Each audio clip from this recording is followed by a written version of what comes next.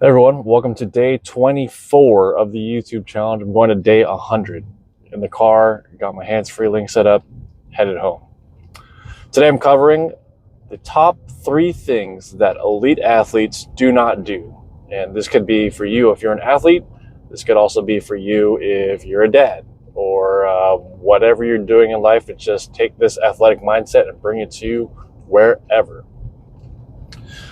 First things first. Elite athletes, top athletes, don't give in to lazy days. So athletes earn their rest. Elite athletes earn their rest. They rest when they're supposed to. They don't rest when they feel like it, because when you're an elite athlete, you're going to feel tired a lot. After every training, you feel tired. That's why Khabib goes to sleep after his trainings. And they don't feel like it all the time. This needs to be said. You see a lot of hype videos. You see a lot of athlete highlights where they have this inspirational music in the background, this someone giving a motivational speech, and you can see these people running.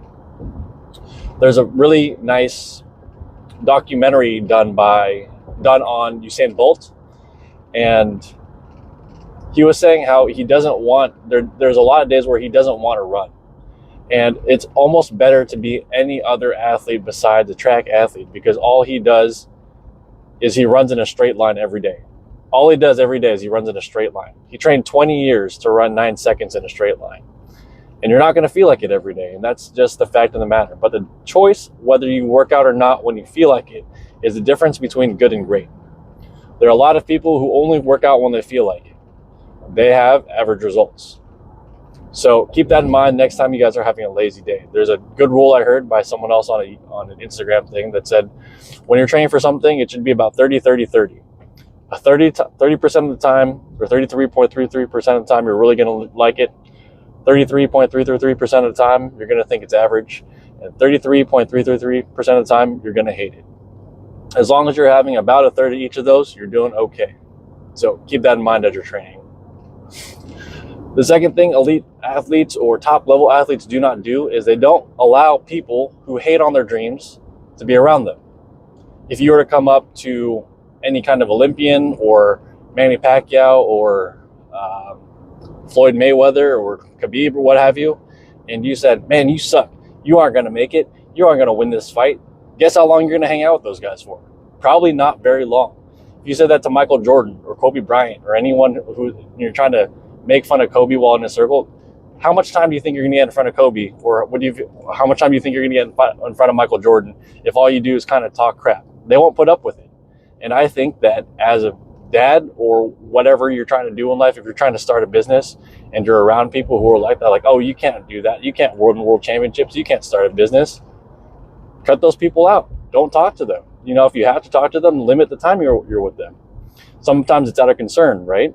Like if it's your coach, maybe you should be listening to your coach about maybe you can't fight that guy yet. That's like a safety issue. But if your dream is to become world champion and all you're doing is hanging around people who tell you can't be a world champion, you're probably not going to be a world champion. You need to find people around you who believe in you, who can help you navigate the path to become world champion. And that's who your friend circle should be.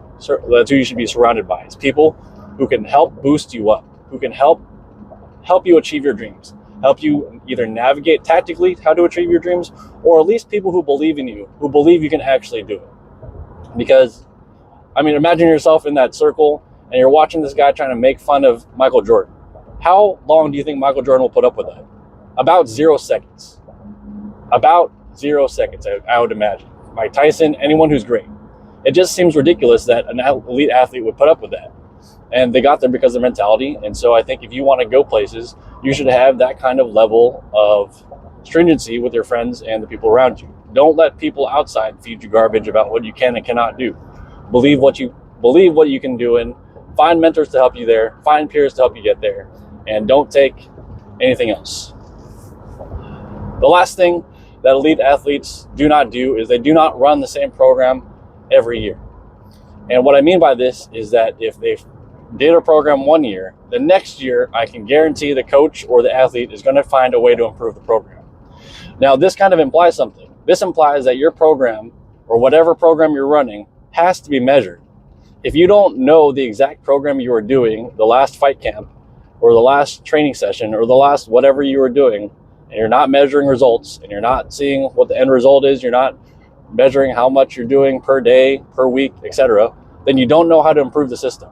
I can guarantee that elite athletes and people who are constantly getting better at their craft are finding ways to improve their systems.